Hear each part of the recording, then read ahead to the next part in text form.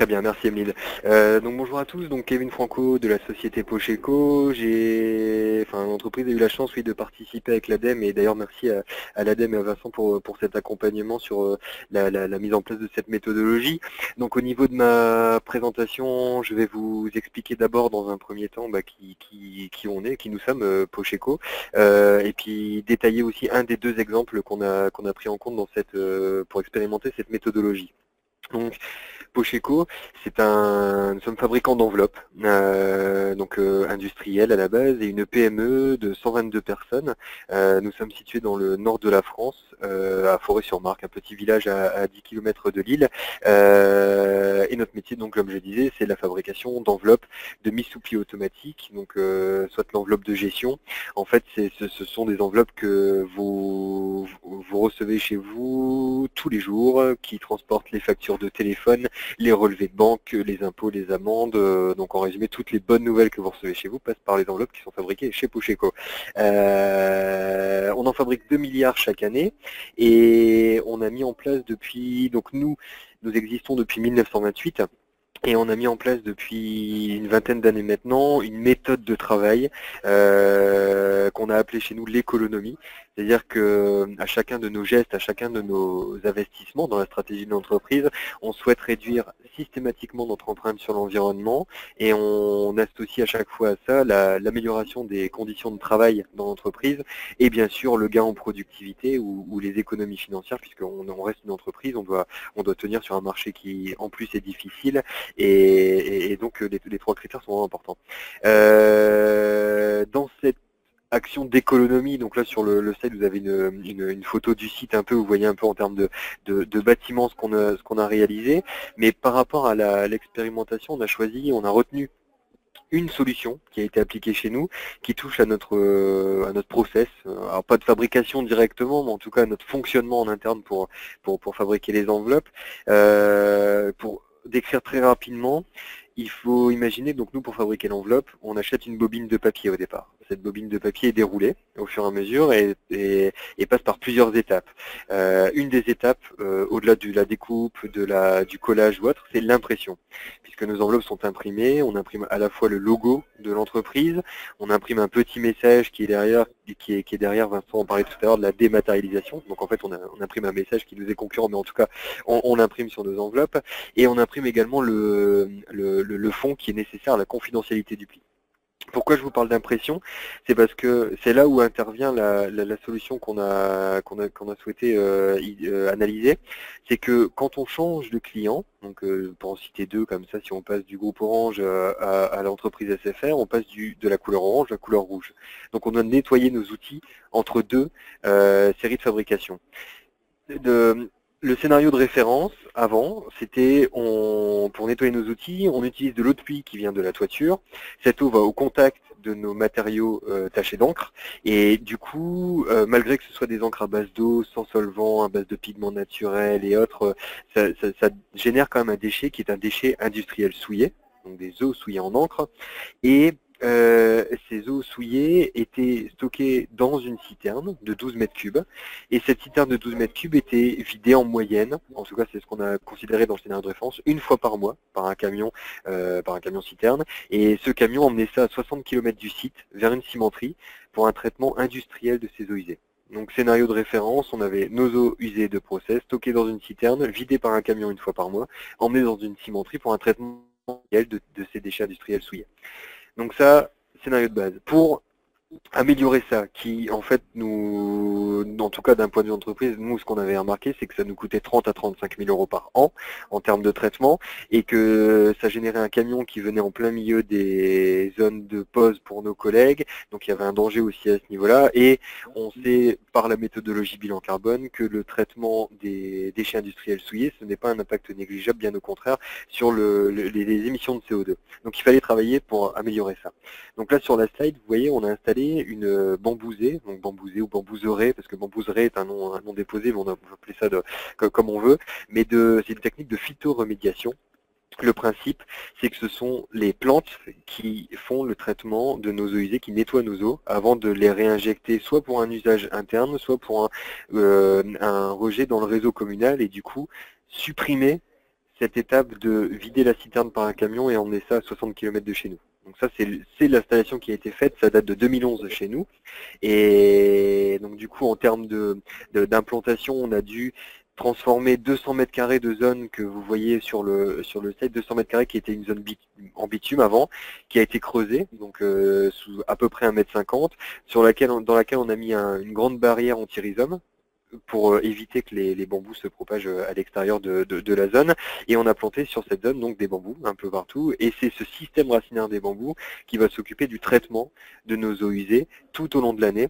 D'où le choix du bambou, puisque le bambou, vous le savez, est une plante qui fonctionne toute l'année, puisqu'en fait, visuellement, on le voit, elle a ses feuilles, elle ne perd pas ses feuilles en hiver. Donc d'où le choix important pour nous de cette plante, c'était qu'on devait nettoyer nos eaux toute l'année, et donc le bambou répondait à ça. Donc installation de ces bambous sur 200 mètres carrés, et au-dessus de cette barrière anti-rhizome, en fait, on retrouve plusieurs couches de galets qui ont été apportés chez nous. On part des plus gros galets jusqu'à des plus petits, et on finit par du terreau, des billes d'argile, et les pousses de bambou sont plantées dedans. Donc voilà un peu pour vous poser un peu le décor, et donc cette solution vient remplacer le traitement industriel de nos ossuiers par du traitement industriel.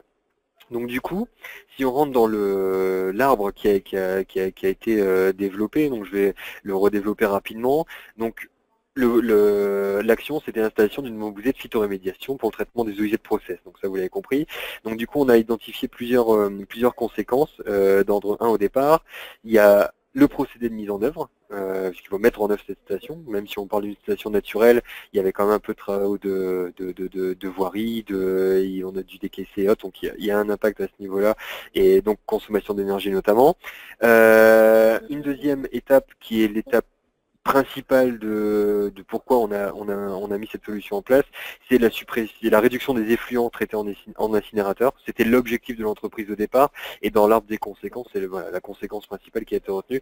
Donc c'est vraiment la réduction des effluents traités en incinérateur. Donc la suppression du fret et la réduction du volume d'eau usée incinérée, par conséquent. Donc du coup, conséquence d'ordre 2, si on suit la suite logique, donc c'est réduction des risques d'un côté, donc je citais tout à l'heure le fait que d'un côté un camion vient chez nous et il y a un risque pour nos collègues, mais aussi le traitement industriel est un risque en tant que tel, puisque c'est quand même un procédé assez lourd d'un point de vue énergétique. Et deuxième conséquence, c'est la réduction des émissions évitées par la valorisation énergétique. Donc nos déchets, à la base, étaient traités dans une cimenterie et servaient à la chaleur qui était récupérée de ce traitement, servait à la production d'énergie. Mais pour produire cette énergie, ça a dégagé quand même des émissions polluantes assez conséquentes, et on a donc évité, en tout cas réduit ce système-là. Ensuite, si on prend la suite de l'arbre des conséquences, donc en point 3, on retrouve l'augmentation des effluents traités localement, en effet, puisque vu qu'on n'envoie plus l'extérieur, on vient traiter chez nous. Et donc du coup, plusieurs conséquences apparaissent les unes derrière les autres, donc je ne vais pas toutes les lister, mais donc vous le voyez à l'écran. Ce qu'il faut juste voir, c'est qu'un intérêt de cette station, le fait que ce sont les plantes qui traitent nos eaux usées, c'est que du coup les bambous se développent grâce à ce traitement. Le bambou se nourrit de ces déchets qui sont des déchets organiques, et du coup se développe. Et dans les 5 premières années, la station, en fait, on plante des tiges de bambou et va se densifier au niveau de la station, et va commencer à prendre en hauteur. Les bambous, qui étaient à taille humaine au départ, vont monter à 6-8 mètres de haut, et une fois qu'ils ont atteint ces 6 à 8 mètres de haut, ne sont plus efficaces. Donc du coup, il faut les couper afin qu'ils repoussent chaque année à cette taille de 6 à 8 mètres. Et ces déchets de bambou de découpe qu'on va faire là après tous les ans, on va les récupérer, les faire sécher, les faire sécher, les transformer en pellet, et du coup ce bambou qui était un déchet peut nous servir pour se chauffer derrière. Donc du coup voilà un peu d'où les conséquences, on arrive jusqu'aux économies d'énergie. Donc si on reprend le fil de l'histoire, on récupère l'eau de pluie de notre toiture qui sert à nettoyer nos outils sales de production. Ces eaux usées vont servir à faire pousser nos bambous, et nos bambous vont se transformer en bois de chauffage par la suite. Donc c'est ça un peu le principe de la solution qui a été mise en place. Donc qui est un peu décrite dans la partie 3. Et enfin, dernière étape, comme sur l'exemple cité par Vincent, on a aussi mentionné l'exemplarité, puisqu'en fait cette station de bambou a participé activement au fait que le site est de plus en plus visité, à la fois localement mais aussi internationalement, et donc du coup ça engendre des déplacements de visiteurs. Et surtout, l'idée de cette station de bambou, comme un peu tout ce qui a été fait sur le site de Pocheco, c'est que ça sert un peu de laboratoire et vitrine, c'est-à-dire que d'autres entreprises viennent s'en inspirer et du coup peuvent dupliquer et reproduire ces solutions chez elles. Donc il y a une reproduction de l'action qui peut être faite par d'autres entreprises. Enfin voilà, en tout cas ça a été pris en compte. Donc voilà pour l'app de conséquences. Et avec Vincent, on voulait vous montrer aussi deux autres étapes de cette expérimentation pour vous montrer aussi vraiment l'intérêt de cette méthodologie. C'est là dans le slide que je vous présente, on a du coup repris toutes les données d'activité au niveau de l'ordre des conséquences, et on a mis des valeurs à nos paroles, à nos mots qui étaient mis précédemment. Donc par exemple, si je reprendre rapidement, on a repris la distance annuelle parcourue par le camion pour faire par la citerne pour le traitement industriel de nos eaux usées. Donc là, la valeur est de 2400 km. On a repris les volumes d'eau mensuels rejetés, donc à savoir c'était à peu près 1 mètre cube de volume par jour. Si on prend une moyenne c'est un peu moins qu'1 mètre cube, mais si on prend 22 jours ouvrés, ouais, donc on arrivait à peu près à 20 mètres cubes. Et on a pris aussi en compte le paramètre de la densité de l'eau usée. Donc ça, c'est les valeurs qu'on a dû ajouter, nous, dans ce tableau. Et du coup, le facteur d'émission a ajouté également par derrière. Et on voulait vous montrer surtout le dernier slide montrer un peu le process automatisé de cette méthodologie, où en fonction des valeurs qu'on a données sur l'onglet précédent, on obtient ici le résultat en termes d'émissions de CO2, pour le coup évité, puisqu'on évite un transport de 2400 km. Donc vous voyez un peu ici, je ne vais pas rentrer dans le détail, puisque j'arrive, il me reste 1 minute pour vous présenter, mais l'impact net en tout cas de l'action, on a réduit de 251 tonnes de CO2 par an notre empreinte grâce à cette solution qui a été mise en place, et donc ça a été calculé, modélisé automatiquement via la méthodologie. Voilà un peu pour ma partie, donc j'ai le timing 15 minutes. Je ne sais pas si vous avez des questions. Il y a des questions qui arrivent. Oui, alors, moi, j'aurais juste une chose à préciser sur cette étape 8.1 là, qu'on voit à l'écran. Vous m'entendez bien, oui? Oui. Okay. En fait, c'est moi un des grands intérêts de la méthode que j'ai pu constater, c'est que les étapes 7 et 8 sont entièrement paramétrées. En fait, dans l'étape 7, on liste tous les indicateurs qui seront utilisés dans la quantification. Et dans l'étape 8, là qu'on voit à l'écran, ce ne sont que des liens vers l'onglet numéro 7. Voilà, ça se fait sur Excel, hein, et tous les chiffres sont des liens. Et donc, quand on veut travailler, simuler des variantes, etc., ça se passe dans l'onglet 7 et ça a un impact sur l'onglet 8. Et ça, c'est très pratique pour l'utilisateur. Merci. Oui, alors du coup, merci Kevin également pour cette présentation. Donc on a pas mal de questions qui sont arrivées. Et donc du coup, par rapport à l'action en elle-même, je me permets d'en scinder plusieurs en une. Et donc il y a plusieurs questions qui nous sont arrivées, à savoir déjà dans un premier temps, est-ce que finalement l'incinération des eaux usées en cimenterie permet de valoriser beaucoup de chaleur, puisque brûler de l'eau, est-ce qu'on avait vraiment une grosse valorisation de ce côté-là, et donc finalement pas trop de pertes de fait que les eaux usées soient plus envoyées en cimenterie. Et une deuxième question un petit peu vraiment propre à cette action-là, c'est savoir que deviennent les eaux traitées par les bambous. Oui, c'est vrai, j'ai pas répondu à ce point-là. déjà sur la première question, nos eaux, au vu des faibles volumes, ne participaient pas grandement à la production de chaleur. C'était vraiment une solution de repli qu'on avait trouvé, mais c'était pas, disons qu'on va pas produire moins de chaleur si on n'est pas là. En gros, c'est un peu ça. Mais on rejette très peu d'eau. On est à 1 mètre cube d'eau rejetée par jour, pardon, qui correspond à 20 mètres cubes mensuels à peu près. Voilà, je sais pas si ça répond à peu près à la question, mais donc pour nous c'était pas l'enjeu, on payait très cher pour ce traitement industriel et aussi d'un point de vue environnemental, et il fallait trouver une autre solution. Une autre solution, et du coup sur la solution par rapport à la deuxième question, le devenir de nos eaux usées, en fait dans le projet, on voulait nous créer une deuxième station de bambou, parce qu'en fait celle que je vous ai présentée, c'est une zone de traitement intensive, et pour finir le traitement de nos eaux, on aurait dû installer une zone de traitement extensive. C'est dans le fonctionnement, donc en gros une deuxième zone de bambou sur sol en place qui aurait permis soit infiltrer les eaux sur le sol, dans le sol, soit le réutiliser en interne. Au niveau réglementaire, on n'a pas eu tous les accords aujourd'hui. En tout cas, on a eu l'accord pour le traitement intensif et on a eu l'accord pour rejeter nos eaux dans le réseau communal. C'est-à-dire que nos eaux partent en station d'épuration derrière. L'idée, c'est qu'on s'est donné entre 5 et 10 ans avec donc la DREAL qui contrôle nos dossiers pour éventuellement, si tout se passe bien, au bout de ce retour d'expérience de 5 à 10 ans, donc là on est à 5 ans, donc on va peut-être avoir des réponses positives bientôt, mais qu'on pourrait passer à la deuxième étape, c'est-à-dire de infiltrer nos eaux soit dans le sol, soit nous les réutiliser en process interne. D'accord, merci. Et donc un petit peu toujours dans la logique action, on nous demande quelle est l'estimation des coûts, donc à la fois heures, frais et investissement pour mettre en place cette action, et combien de temps il a fallu avant qu'elle soit vraiment opérationnelle sur votre site. Alors l'action en elle-même, l'installation tout confondu, on a évalué les coûts à un peu plus de 150 000 €. Tout compris pour cette installation, donc si on prend vraiment les frais de mise en place et autres. Au niveau de l'installation, entre les études et l'installation, ça a duré, elle est installée en avril 2011 et les études ont démarré en décembre 2010, donc ça a été assez vite quand même, donc c'était 5 mois de travail. Donc quand je parle de 150 000 €, il y a eu des études qui sont intégrées dans ces 150 000.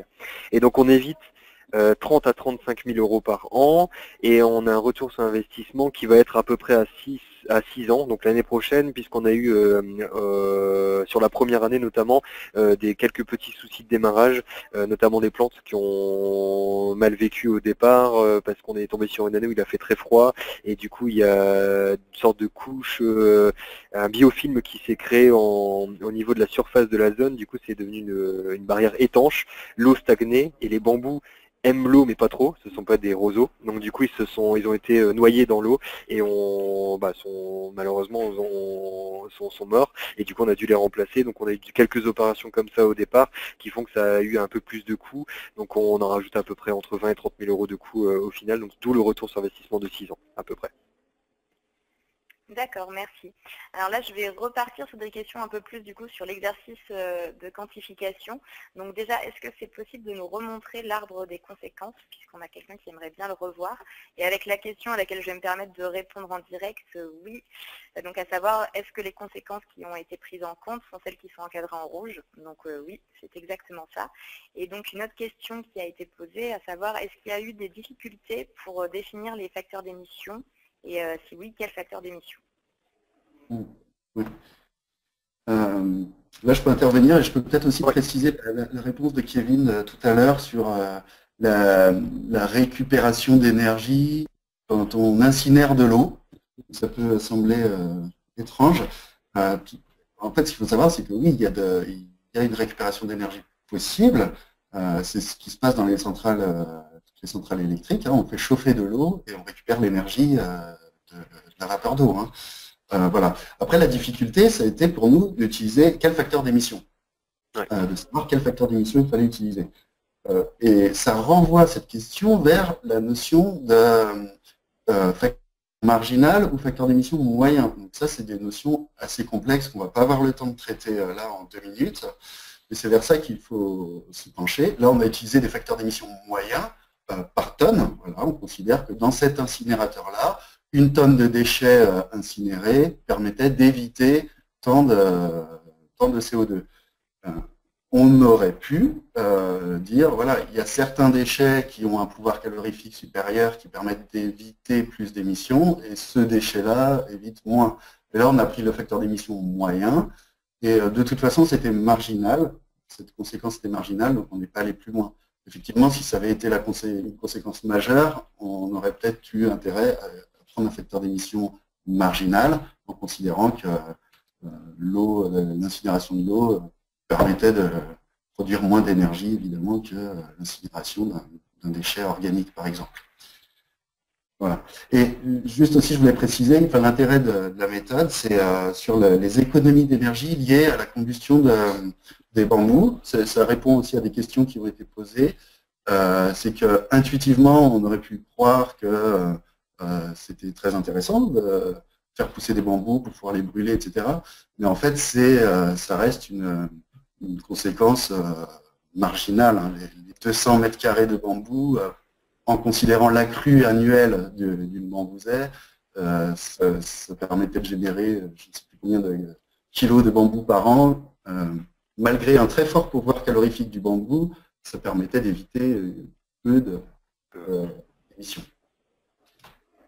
Voilà. Donc la méthode permet de fixer les ordres de grandeur et de s'apercevoir quelles conséquences sont finalement marginales et lesquelles sont vraiment importantes et sur lesquelles il faut se pencher. Merci Vincent. Du coup, c'est parfait parce que vous venez de répondre à une des dernières questions qui avait été posée, à savoir, donc, par rapport à ce qui est affiché à l'écran, pourquoi finalement la conséquence 1A n'était pas prise en compte. Et donc, est-ce que c'est parce qu'elle avait été considérée comme négligeable? Et donc, oui, pour reprendre un petit peu ce qui a été dit du coup en première session début mai, en fait, l'ensemble des conséquences sont estimées en ordre de grandeur pour justement pouvoir estimer quelles sont lesquelles sur lesquelles on va se concentrer pour le calcul in fine. Si c'est une conséquence qui est négligeable, on va entre guillemets pas s'enquiquiner à aller chercher les facteurs d'émission très précis, etc., de manière à se concentrer sur les conséquences qui ont les plus gros impacts. Une deuxième question qui revient, donc c'est plutôt on revient un petit peu sur l'action en elle-même. Donc une question qui nous a été posée sur finalement au niveau de la valorisation des bambous. Donc est-ce que c'est une valorisation énergétique qui est faite directement sur place, donc avec une chaudière, et si oui, de chaudière, et sous quelle forme le bambou est-il accepté par la chaudière? Non. Bah, Kevin, je te laisse répondre. Bah, là, logiquement, on va faire la première découpe cette année, donc on l'a pas encore faite, mais on va la faire. Ça sera des pelés. En fait, on les transforme en pelés, donc n'importe quelle chaudière à pelés, logiquement, est capable d'accepter ce type de combustible. Et donc, c'est une chaudière directement chez Pocheco, ou alors, Alors nous, c'est entre guillemets revendu? Alors, on a deux possibilités. Aujourd'hui, sur site, on a installé une chaudière bois qui fonctionne, donc comme Vincent le disait, pas au bambou, parce qu'avec 200 mètres carrés, pour chauffer 10 000 mètres carrés d'usine, toute l'année, ça va être un peu compliqué. Donc, fonctionne aux déchets de palettes. Donc, en fait, c'est des palettes usagées qui ne sont plus du tout utilisables, qui sont déchiquetées, et on récupère ces morceaux de palettes donc pour se chauffer. On pourrait compléter avec les bambous, le peu de bambou qu'on ait, mais sur le principe, on est plus parti au vu du peu de quantité, à les distribuer à nos collègues si besoin, s'ils ont une chaudière appelée, un petit chauffage appelé. Voilà, pour l'appeler. Celui qui découpe les bambous a le droit de se chauffer avec. Et ça m'amène une autre remarque. En fait, c'est l'importance, encore une fois, du scénario de référence. C'est que là, le bambou se substituait déjà à du bois. Donc, finalement, il y avait peu d'intérêt. Si Pocheco avait été chauffé avec une chaudière à fioul, peut-être cette conséquence aurait été un peu plus importante. Parce que la production de bambou aurait permis d'économiser du fioul. Là, ça permettait d'économiser du bois qui venait de, je ne me rappelle plus d'où, mais ça restait du bois. De chez Emmaüs. Voilà. Parfait, merci beaucoup. Une autre question qui, du coup, fait le parallèle par rapport à la question tout à l'heure d'un point de vue un peu économique, quel était le coût de l'action? Et donc, on nous demande finalement, est-ce que l'ADEME a projet d'élargir cette méthode avec des aspects un petit peu socio-économiques? Donc, finalement, c'est une question pour moi-même. Alors, non, pour l'instant, l'ADEME n'a pas prévu d'aller sur ce terrain-là.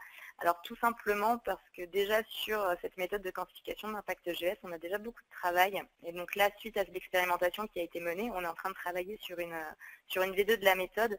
Alors sachant que par V2, ça ne va pas du tout remettre en cause les résultats qui vous sont présentés ici, mais c'est juste pour essayer de la rendre encore plus opérationnelle. On s'est aperçu pendant l'expérimentation qu'il y a des étapes qui coincent un peu quand on les fait dans la vraie vie. Donc là, c'est plutôt continuer à donner des pistes et expliquer comment on fait pour appliquer la méthode. Donc pour l'instant, on ne s'est pas attelé finalement aux analyses coût-efficacité qui peuvent être faites pour pouvoir estimer finalement l'efficacité de vos actions en termes d'euros par tonne de CO2 économisé. Mais c'est des questions qui restent quand même d'actualité et sur lesquelles on se penchera par la suite. Là-dessus, il n'y a pas de raison de ne pas le faire. Après, à partir du moment où vous avez quantifié l'impact de votre action, si vous avez défini votre périmètre pour quantifier l'impact GES de votre action, il suffit de rester entre guillemets sur le même périmètre pour quantifier vos coûts et ensuite de faire le rapport des deux. Mais c'est vrai que ça ne se fait pas forcément automatiquement. Il faut faire quand même attention pour ne pas ressortir des indicateurs qui pourraient fausser la prise de décision. Ensuite, oui, je vois deux questions là sur lesquelles je voudrais intervenir. Il y en a une, c'est voilà, vous avez estimé a priori que les impacts GES de la mise en œuvre étaient négligeables. Là, c'est important de répondre que non, on n'a pas écarté a priori la conséquence. Elles ont toutes fait l'objet d'une quantification en ordre de grandeur. C'est ce qu'on avait expliqué dans la précédente webconf. C'est ce qui est expliqué aussi dans le guide méthodologique. Voilà, nous avons estimé l'achat de produits et services, les consommations d'énergie, etc. Nous avons mis les ordres de grandeur des données d'activité, les facteurs d'émission associés, et on a fait le calcul en ordre de grandeur de cette conséquence, et elle apparaissait marginale. Et c'est là aussi toute la caractéristique de cette méthode, c'est que d'abord, on approche en ordre de grandeur les différentes conséquences, et ensuite, on va creuser les conséquences les plus importantes pour affiner progressivement le résultat. Voilà. Et l'autre question, c'est est-ce que vous avez appliqué sur une même action une approche ex ante et ex post? Donc là, non, on n'a pas fait cet exercice. Et la différence, ce serait juste la qualité des données. Une fois, quand c'est ex ante, on ne sait pas trop où on va, donc ça va être beaucoup basé sur des hypothèses, sur des prévisions. Quand c'est ex post, donc l'action est terminée, on fait la quantification après coup, là on peut avoir des données beaucoup plus fiables. On peut. Ce n'est pas toujours le cas. Parfois, on n'a pas des indicateurs de suivi suffisants, et donc la quantification est aussi basée sur des hypothèses et des estimations. Merci Vincent. Donc j'enchaîne avec deux questions qui sont assez proches et donc qui se rapportent plutôt à l'action en elle-même, donc plutôt pour toi Kevin, donc plutôt avec un aspect environnemental global et pas forcément juste gaz à effet de serre, à savoir est-ce que vous avez analysé une pollution résiduelle finalement dans la terre par rapport à la bambousée et au traitement des eaux usées, et de la même manière, est-ce qu'il y a eu une prise en compte de l'impact du bambou en tant qu'espèce invasive?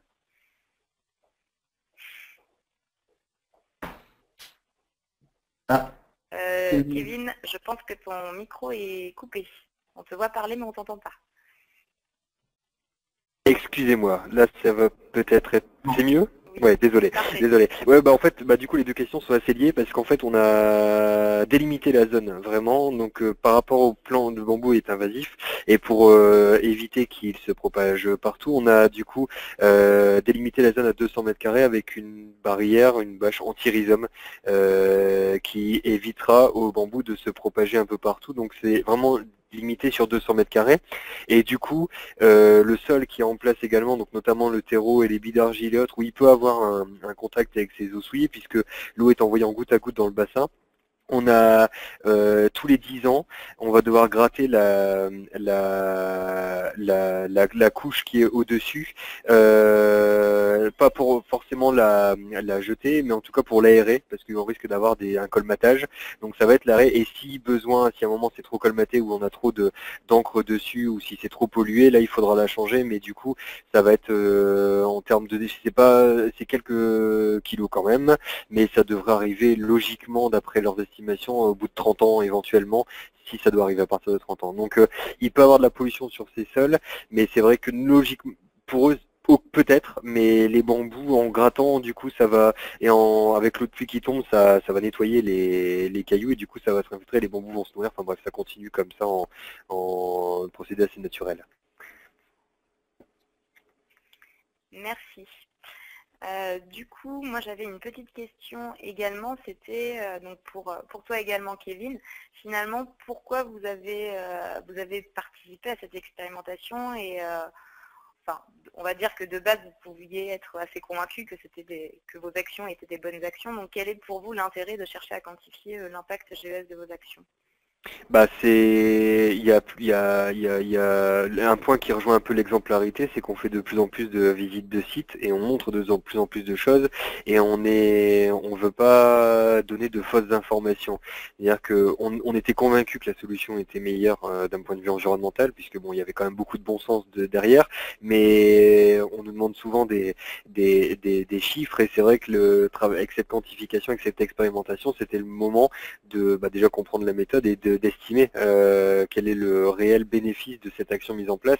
Donc voilà un peu l'intérêt de ça, et aussi on a, je vous disais en introduction, quand on met en place une action, on regarde les 3 aspects du développement durable, donc qui sont l'économie, l'écologie et le social. Les 2 éléments faciles, enfin qui peuvent être quantifiés, ce sont l'écologie et l'économique. Et si des nouvelles méthodes sortent pour quantifier le bénéfice écologique, enfin nous on veut tout de suite être précurseurs dessus, et on a cette volonté de toujours anticiper cette réglementation. C'est-à-dire que on ne veut pas être contraint à un moment ou subir ces nouvelles réglementations, ces nouvelles méthodes, mais on veut participer à des différentes expérimentations pour être prêt le jour J. Donc c'est vraiment les deux facteurs principaux de pourquoi on a mis ça en place. Et parallèlement aussi à ça, dans le cadre de diversification de notre activité, on a mis en place également un bureau d'études en économie, et où on propose des conseils aux autres entreprises. Donc par rapport à l'expérience vécue par Pocheco, donc du coup on doit aussi améliorer notre expérience, toujours monter en compétences pour pouvoir mieux conseiller nos clients derrière via le bureau d'études. Donc voilà un peu tous les critères de pourquoi on a participé à cette expérimentation. Merci beaucoup. Et donc, en rapport avec ce que tu viens de dire, finalement, sur le côté un petit peu le triplé du développement durable, on nous demande finalement, est-ce qu'il y a eu une action de com qui a été effectuée avant et après l'action sur le site auprès de vos collaborateurs? Et si oui, quels ont été les retours de cette action de com? Ouais, on a fait en interne et en externe, beaucoup en interne, puisqu'en fait on a dû veiller à supprimer toutes les mauvaises habitudes, où des fois certains ramenaient leurs petits flacons d'alcool ou de dissolvant ou je ne sais quoi pour nettoyer les machines plus rapidement qu'avec l'eau de pluie et le savon qu'on préconisait. Donc on a dû avoir une action de sensibilisation sur ça, en disant qu'on ne peut pas envoyer n'importe quoi, parce que ce sont les bambous qui traitent derrière, et les bambous ont été modélisés pour recevoir de l'eau souillée en encre avec du savon de Marseille. Et en gros, si on met un autre produit, ça peut affecter tout de suite toute la zone de traitement. Donc action de sensibilisation et aussi d'explication du projet, de pourquoi on a fait ça. Et ça, dans toutes nos actions depuis 20 ans, on s'attache vraiment beaucoup à expliquer et à monter aussi en coopération avec nos collègues les actions économiques dans l'entreprise. Donc en interne et en externe, on en a aussi pas mal parlé pour montrer que ça marche chez nous et pourquoi pas chez d'autres aussi. Donc voilà, donc les retombées font qu'il y a aujourd'hui dans le Nord-Pas-de-Calais, c'était la première fois qu'une station était installée de ce type-là, et on a travaillé avec plusieurs entreprises dans le secteur de l'imprimerie et aussi dans le secteur de la métallurgie pour essayer de mettre en place une station similaire. Donc là, c'est des études qui sont en cours du coup, suite à ça.